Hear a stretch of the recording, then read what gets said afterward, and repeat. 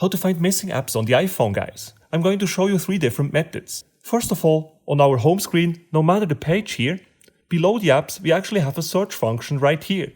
And when you tap on it, you can then simply search for the name of the app in question. For example, if I'm searching for iMovie, I could simply type iMovie here. And if the app is indeed installed on your iPhone, you will find the result right here. You can then tap on the application right here to open it up.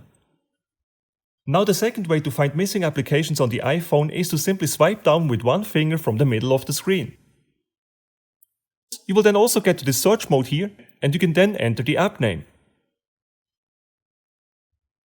And just like that, we successfully located the WhatsApp app. Here again, if you would like to access it directly from here, simply tap on it. Now last but not least, we can also use the app library to find missing apps on the iPhone. Here's how you do it. First of all, swipe all the way to the end of your home screens. And the last screen will look something like this here. This is the so-called app library screen. And here on top you also have a search field. So when you tap on that, you can either type in the name of the application that you're searching for right here, or you can browse through this alphabetically sorted list to find the application in question. And that's it, guys. This is how you find missing apps on the iPhone. If you enjoyed this video, make sure to smash the like button and subscribe for more iPhone tutorials.